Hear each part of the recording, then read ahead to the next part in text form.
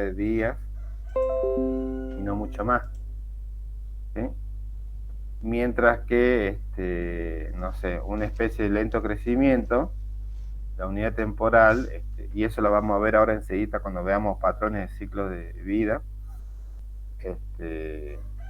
va a ser mucho más extensa. A ver, por ejemplo, si vos tuviese que estudiar la especie humana, ¿sí? Y la dinámica poblacional o la demografía de la especie humana, la unidad temporal no sería ni días ni meses, ¿no? Vos lo tendrías que expresar en años. Por ejemplo, ¿cuáles son los cambios que operen en una población humana en el término de 5 o 10 años, que son generalmente lo que a veces se toma como tiempos generacionales?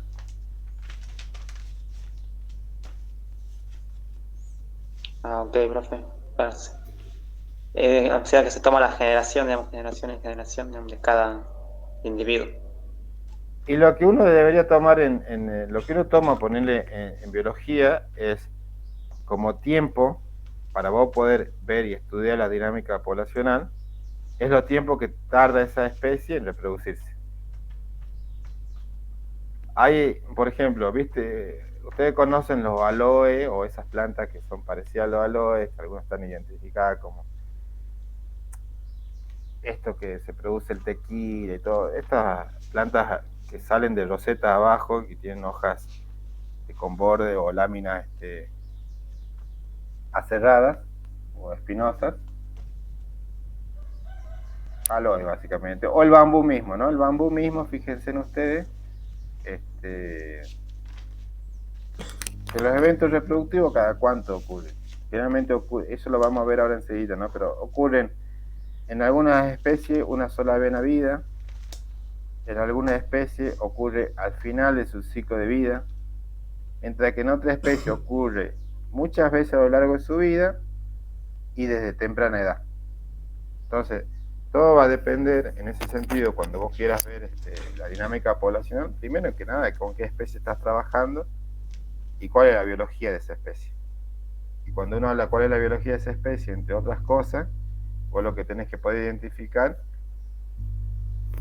cuánto año o cuánto tiempo, cuál es su temporalidad en su, en su ciclo vital, cuál es su temporalidad, si vive días, meses, semanas, años, y a partir de qué momento se reproduce, si se reproduce a temprana edad o si se reproduce ya cerca de la senescencia, y cuánto evento reproductivo puede tener ese individuo de esa especie a lo largo de su vida. De nuevo, hay especies que solamente se reproducen una vez en la vida y mueren, y sin ir más lejos, ¿no? Una planta de cultivo anual, ¿no? La soja, el sorgo, el maíz, y así, un montón de zapallo, la sandía, tiene un solo evento reproductivo. Cambia una planta de cítrico, todos los años, en determinado momento del año, se reproduce. Entonces, siempre va a depender cuál es la especie que vos estás estudiando. ¿Cuál es la especie que vos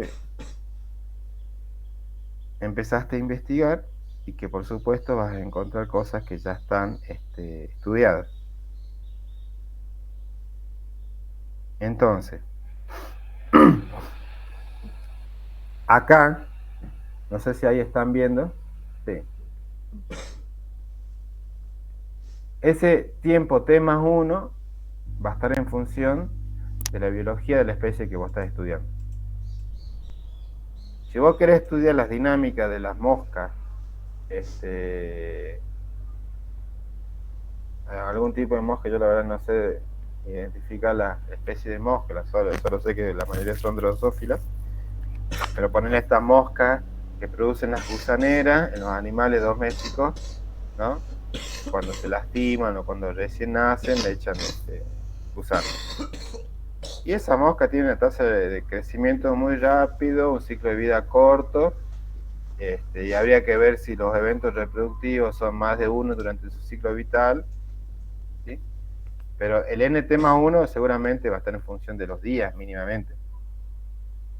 Yo tomo hoy como punto de partida esta cantidad de mosca y mañana voy y miro cuántos nacieron, cuántos murieron, si ingresaron moscas de otro lugar por inmigración o si se fueron. Y la unidad temporal va a ser seguramente días, va a estar expresado en días.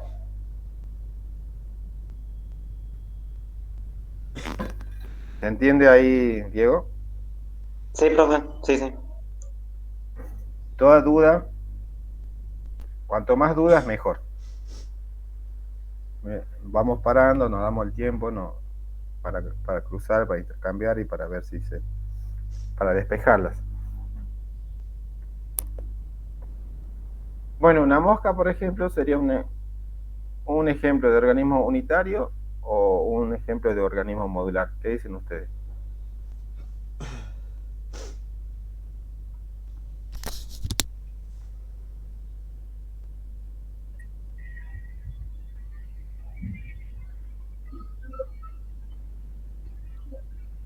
Unitario. Unitario, así es. O sea, está la puesta de huevos por parte del individuo madre. El huevo pasa de diferentes fases de desarrollo, desde que emerge la larva hasta que es un adulto alado, ¿sí? Para nuevamente reproducirse y comenzar nuevamente el ciclo, ¿no? Pero no va a haber una mosca, salvo alguna mutación, digo, que tenga características que no sean la esperable, ¿no? Las esperables que tienen que ver con una serie de cantidad de patas, ¿sí? Un par de alas, un abdomen peludo, una probóscide que le permite succionar alimento, etcétera, ¿no? Ya está caracterizado y tipificado cómo son la mosca, salvo alguna eventualidad muy particular, digo, no habría por qué sorprenderse de la forma en que adquiere en la sucesiva fase de desarrollo, ¿no? Seguramente hay mucha gente que ha estudiado la mosca y te podrá decir e identificar claramente cómo son los huevos que tienen determinada especie, en qué número o cantidad ponen los huevos, en qué sitios ponen los huevos, cuando se están reproduciendo preferentemente, a los cuántos días o qué combinación de día y temperatura emergen los huevos, cuáles son las diferentes fases de desarrollo que va a pasar la larva, para identificar 1, 2, 3, 5 fases de desarrollo, qué sé yo, hasta que llega el momento en que la larva se transforma en el adulto de vida libre que conocemos cuando vemos la mosca y le hacemos, ¿sí? En cambio, si yo tomo una semilla, no sé, ustedes hicieron la autoridad germinal de leucaena, en los primeros estadios es fácil, o sea, nosotros decimos, bueno, siempre lo que emerge es en este caso es una dicotiledónea, es una plántula pequeña con dos hojitas, que tiene sustancia de reserva que le permiten la elongación del primer entrenudo, y a partir de la elongación del primer entrenudo y la aparición de la primera hoja verdadera, se va construyendo como si fuese un rasti, no sé, nosotros decíamos rasti, ahora creo que usan otro término para hablar de estos juegos que se van encastrando. Cada encastre es un módulo, cada módulo tiene potencialmente la posibilidad de la vida independiente, ¿sí? Y esos módulos van adquiriendo formas, pero son impredecibles, que no se pueden saber de antes, ¿no? Yo tengo una plántula de leucaena, tiene 4 meses, y resulta que viene una vaca o viene un caballo, lo que sea, y me la cortan, y toda esa estructura que venía teniendo esa planta se ve modificada, alterada. Las yemas que están latentes, que son las que no producieron elongación, de golpe son activadas por esta ruptura y aparece un nuevo brote que le va a dar una nueva configuración espacial a esta planta, ¿no? Entonces, bueno, esos son módulos, organismos modulares. Entonces, uno cuando ve una planta, a partir de ahora, nosotros nos vamos a preguntar, ¿estamos viendo un individuo o un conjunto de unidades reproductivas que en su totalidad conforman un individuo? Y sería esta segunda cosa, ¿sí? Es lo mismo cuando nosotros hacemos la abstracción de que nosotros como un individuo somos un conjunto de células que se organizan para formar órganos y que esos órganos conectados dan una funcionalidad que nos... ¿Sí? Bueno, acá, salvo que a nosotros, hasta ahora no nos pueden sacar una célula y reproducir un individuo a partir de esa célula. Hasta ahora, entre comillas, ¿no? Digo, tal la clonación, que es otro evento, pero que no es natural, sino producto del artificio, ¿no? En cambio, yo tomo un gajo de una rosa de un jardín y lo pongo en agua, le pongo un enraizante o un promotor que me permita que genere raíz adventicia, y ya he generado una plántula de hortensia, de rosa. Hablo de la planta de jardín porque por ahí son los ejemplos más conocidos, pero eso también ocurre en la naturaleza, no solamente ocurre fuera de la naturaleza, en entornos donde nosotros somos un factor de cambio muy importante, ¿no? Sino también un árbol que cae en el medio del bosque, muchas veces lo habrán visto ustedes, tal vez sí, cuando cae, como siempre tiene verticalidad su crecimiento, emergen yemas, ya sea de las raíces o del mismo tronco, que van generando como un nuevo árbol, ¿no? Van creciendo. No sé si lo vieron o no, pero bueno, eso es algo también bastante habitual. Entonces lo que proponen ahí es que nuestro objeto de estudio es entrar en la dinámica modular, o sea, porque uno se puede preguntar, ¿y cuántos módulos tiene una tusca que tiene 2 años? Y la verdad que es de complejo estudiar. Pero esto es ciencia y hay gente que se dedica a ello. Entonces, como esto es ciencia y hay gente que se dedica a ello, lo primero que determinamos es cómo se estudia la dinámica poblacional en organismos modulares. Y en organismos modulares se va a establecer desde el punto de partida la misma ecuación, ¿sí? Donde los módulos que están simbolizados con la letra M en un tiempo t más 1, o sea, en un tiempo futuro, van a ser igual a los módulos originales de tiempo inicial más los nacimientos modulares menos las muertes modulares.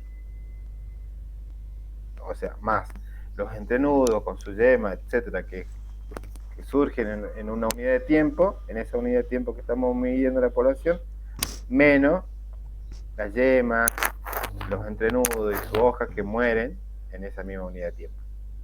¿Queda claro eso? Sí, profe. Bueno. Y después teníamos ejemplos que ya habíamos visto el otro día de lo que sería un organismo unitario y organismos modulares. Que no hace falta que lo reitere porque ya venimos hablando de eso.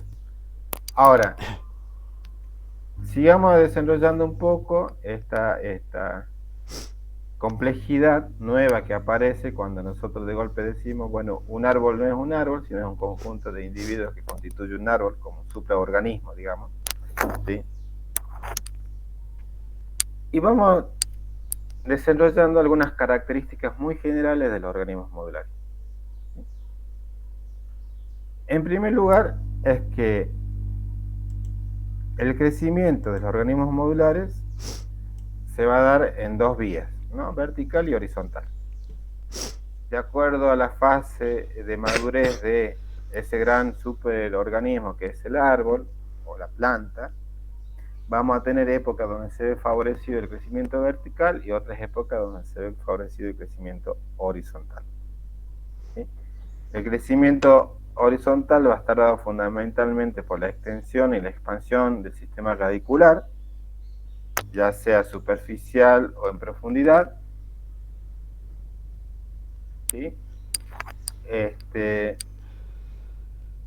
Y el crecimiento vertical, obviamente, que va a estar dado en función de la altura.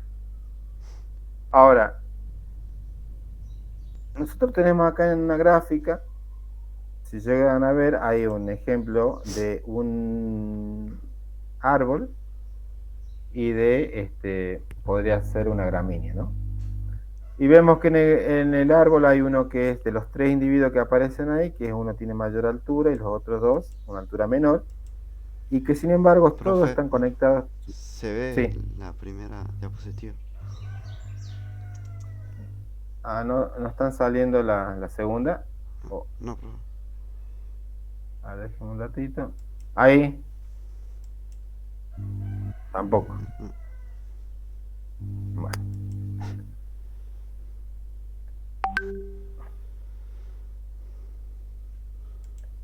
ahí, tampoco. Nada, profe. A ver, espera. Es el...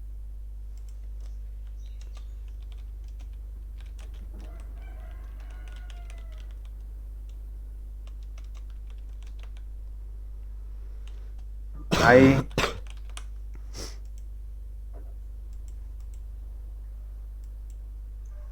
Sí, profe. buenísimo. Bueno, ahí lo que ustedes van a ver, lo que están viendo es esto, ¿no? El árbol con 3 individuos, uno de mayor altura. Lo mismo con la gramínea, una de mayor altura y otra de alturas diferentes. Si un organismo tiene la facultad de producir nuevos organismos a partir de un brote, de este módulo, ¿sí? Los organismos originados a partir de de esa planta madre van a ser o van a tener las características genéticas idénticas a las de la planta madre. ¿Sí? Porque básicamente estamos hablando de individuos clonales, ¿no? Si yo corto una rama de una Santa Rita, la pongo a enraizar, etc., esa planta de Santa Rita va a tener exactamente las mismas características, el mismo paquete genético que la planta de la cual yo obtuve ese brote.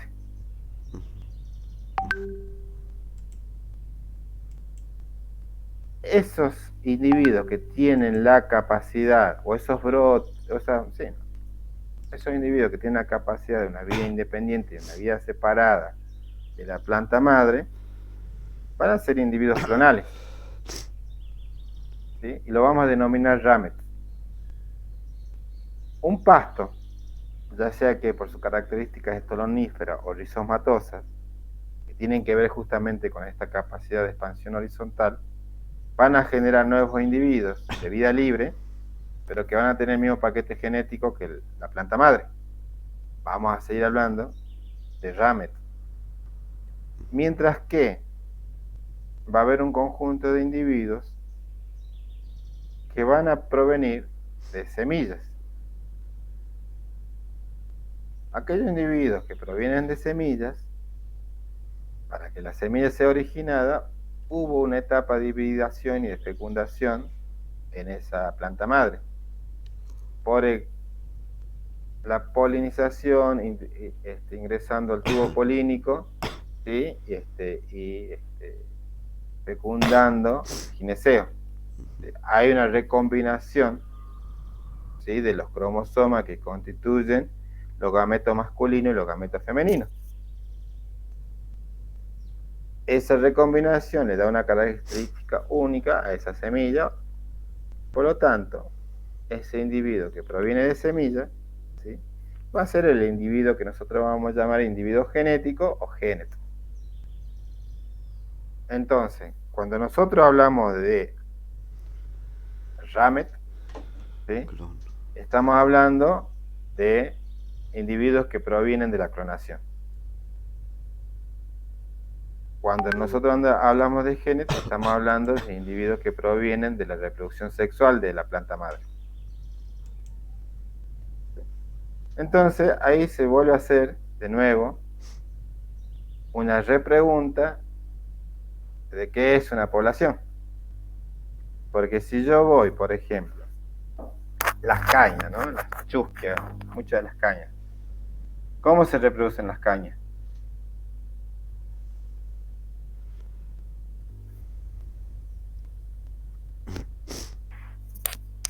¿Ustedes saben?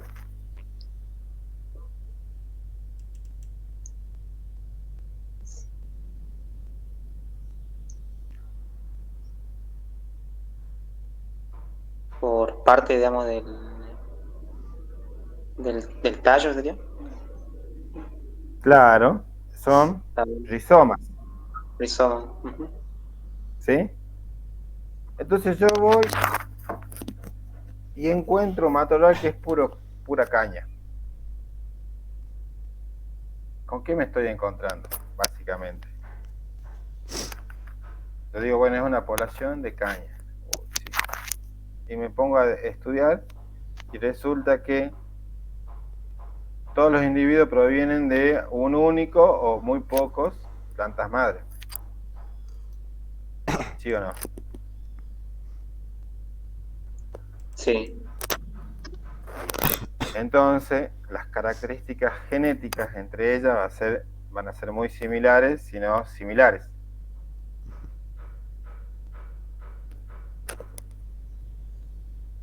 Entonces, yo también voy a decir, esto es realmente, me puedo hacer esa pregunta, digo, ¿esto es realmente una población o es un único individuo que se ha expandido horizontalmente? Son límites muy difusos, son para repensarlos cuando uno habla de eso, ¿no? De una población biológica. ¿Sí? En primer lugar hay que ver cuáles son las características, la biología de la especie, la biología reproductiva de la especie, que está configurando esa población que yo estoy viendo en ese momento. Porque una población genética, ¿sí?, tiene mayores capacidades, mayores facultades para tolerar y para resistir los cambios ambientales.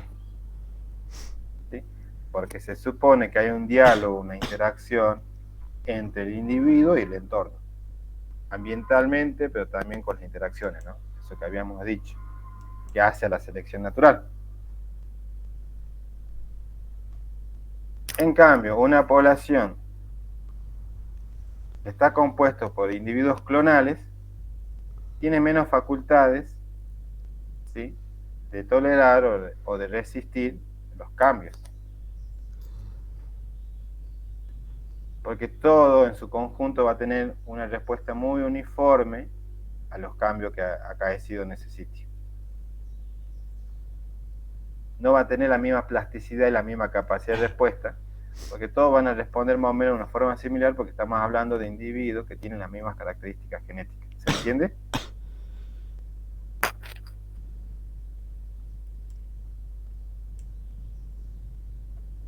Por eso es que un cultivo, cuando es atacado por una plaga, esa plaga tiene un efecto catastrófico sobre el cultivo, porque la mayoría de los cultivos tienen un estrangulamiento de la diversidad genética. Por más que vengan, vos decís, bueno, no, pero profe, usted me está diciendo que el clon es parte de la reproducción de una parte de la planta. En cambio, no sé, el cultivo de maíz, todo viene de semillas. Sí, es cierto, pero viene de semillas que son mejoradas y trabajadas en laboratorio, donde la diversidad genética es reducida, porque solamente algunos individuos son seleccionados para reproducirse. Por eso es que la respuesta de un cultivo, de un monocultivo, no va a ser en ese sentido genéticamente la misma que una respuesta de un cultivo donde hay una gran diversidad y variabilidad de la fuente de semilla. ¿Se entiende eso? Eso lo deben haber visto, yo me imagino que lo deben haber visto en genética con Graciela. O sea, con mayor profundidad y con mayor precisión de cuál es la variabilidad genética en las poblaciones silvestres y en las poblaciones cultivadas.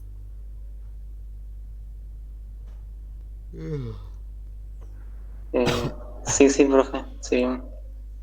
También había una pregunta, creo que en el parcial, referida a eso. Exacto, porque ustedes lo vieron en la lectura de Casas y de Parra, ¿sí?, los efectos de la domesticación en la variabilidad y en la diversidad. Sí. Bien. Seguimos un poquito. Esto no importa, tiene que ver. ¿Se entendió el concepto de Genet y de Ramet?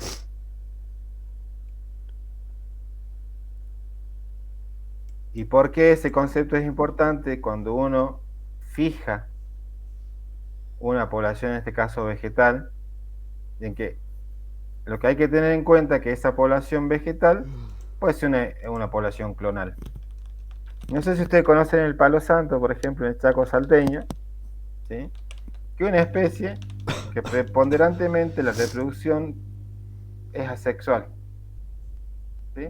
A partir de raíces gemíferas, ¿no? Entonces es una planta, un árbol que sí pudo haber provenido de una semilla, pero que después, como las raíces son subsuperficiales, va generando brotes que emergen y generan un nuevo árbol. No sé si conocen el chaguar, que es una bromeliácea también arrosetada en la base, que se utiliza para la confección de artesanías, por ejemplo, porque con eso hacen esos hilos que confeccionan la yisca, y etcétera. Un montón de tejidos muy bonitos, que uno va, encuentra poblaciones con una gran cantidad de individuos que tienen una gran cobertura en el sitio en el que están, porque hacen una cobertura importante, y que sin embargo las plantas, ahora vamos a ver, se van generando a partir de estolones. Entonces, si son generados a partir de estolones, quiere decir que provienen de una única planta. Otra vez, una población clonal. La población clonal no me va a alterar bajo ningún punto de vista lo que es esta ecuación, ¿sí? Porque vamos a seguir pensando, más allá que sea un individuo clonal, es un individuo, entonces el n de t más 1 va a tener un nacimiento.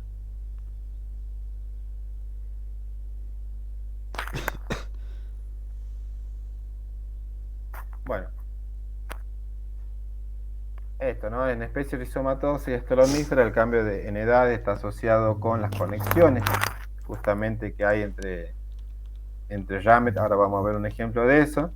Los niveles de construcción modular, que las hojas se desarrollan a partir de un brote y se disponen en roseta. La planta crece a partir de la producción de nuevas hojas en roseta, pensemos en una gramínea, ¿sí? O produciendo nuevas rosetas, pensemos, no sé si conocen las plantas de frutilla, está el ejemplo ahí, pero esto, el aloe es un ejemplo, el chaguar es otro ejemplo, ¿sí? Hay varias plantas estoloníferas, muchas, y que los árboles también muestran modularidad en varios niveles, las hojas con sus yemas axilares, los brotes de las ramas, en los que se disponen la hoja y todo el sistema de ramificaciones que hacen al conjunto del árbol, ¿no? Y lo que quería mostrar es esto. ¿Ven la gráfica? No se ve, no cambió, digamos. A ver, no sé por qué no cambia. Bueno, vemos esto. A ver.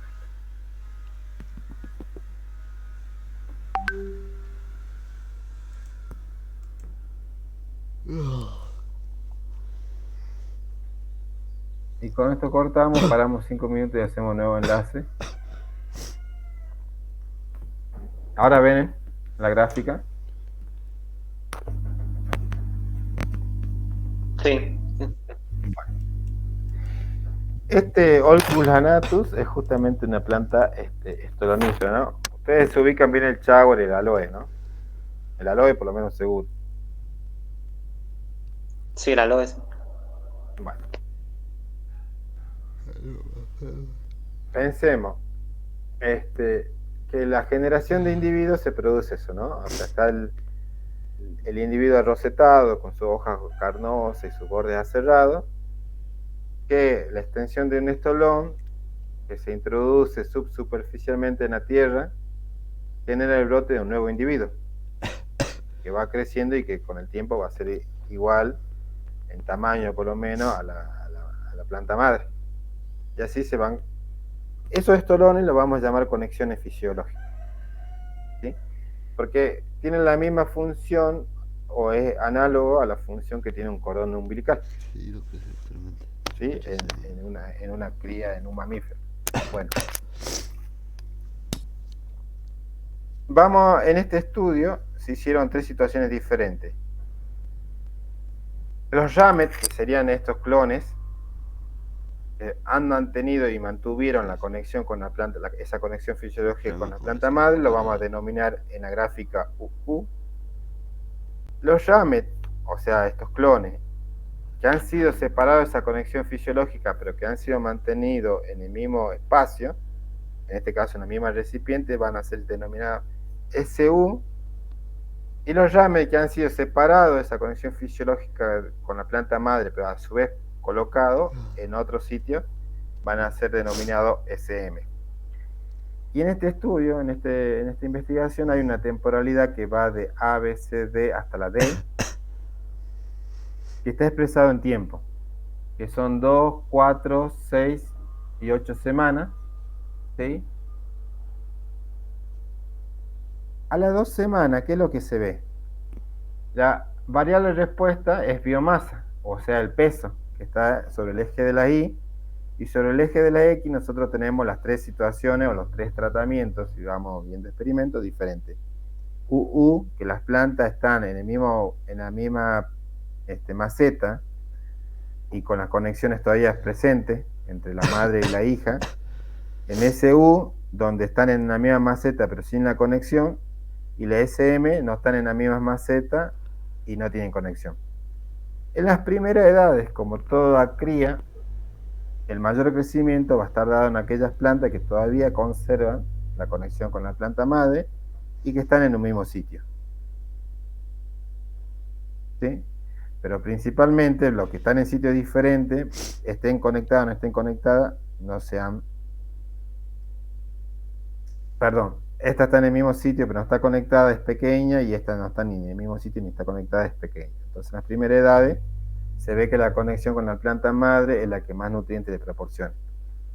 Pero al cabo de las 4 semanas, en la situación B, fíjense en que las plantas que han sido llevadas y han sido desconectadas de la planta madre, han sido llevadas a otro lugar, experimentan un crecimiento superior a aquellas que han sido desconectadas y que se han mantenido en el mismo sitio, e igual o similar a las plantas que siguen conectadas con su madre y que están en el mismo sitio, o sea, a U. Pero las diferencias en cuanto al peso se van profundizando en función del tiempo en C y en D, donde en D llegamos a la situación extrema que al cabo de 8 semanas las plantas que inicialmente han sido separadas de su madre y puestas en otro lugar han experimentado un crecimiento significativamente mayor en cuanto a la biomasa de aquellas situaciones donde han seguido conectadas con la madre, ¿sí? Y han estado en el mismo sitio, o en aquellas situaciones donde han sido desconectadas de la madre pero han estado en el mismo sitio. Y fíjense en ustedes también que es interesante de ver cómo las plantas que han permanecido en el mismo sitio pero que han sido desconectadas de la madre han empezado en función del tiempo a experimentar un crecimiento mayor que aquellas que siguen conectadas, porque aquellas que siguen conectadas toman los nutrientes de la planta madre, no hay crecimiento. O sea, hay un crecimiento, pero ese crecimiento es mucho más lento porque la madre tiene que satisfacer las necesidades nutricionales de la cría, pero también las propias para su mantenimiento y funcionamiento. Fíjense cómo, entonces, cuando estamos hablando de individuos clonales, el crecimiento y la dinámica poblacional se va a ver también afectada con la duración de la conexión con la planta madre. De nuevo, uno va a ver esa población de caña que también son rizomatosas, no son estonomíferas, son rizomatosas en su mayoría, creo yo. Seguramente se va a ver afectada el rizoma si sigue conectado con todo el conjunto de plantas que se han ido generando a partir de ese rizoma que se ha horizontalizado, o si ha estado separado. Miren que si uno quiere sembrar una caña, ¿qué hace una caña? Uno la corta por nudo, tac, tac, y la pone sobre la tierra horizontalmente y se va generando. Ahora, si uno pone toda la caña horizontalmente, algunos de los brotes van a ser mucho mayores y otros van a ser menores. Bueno, esto, de alguna manera, viene a reflejar esa diferencia en la tasa de crecimiento. Profe, ¿sería por competencia ahí? No. O sea, por la diferencia Sí. de peso. En última instancia, sí. En última instancia es por competencia. Y la Porque parte intermedia, tiene que ver con la apropiación de recursos. Sí, decime, Alan. no, y la parte del medio, que esa las 2 semanas.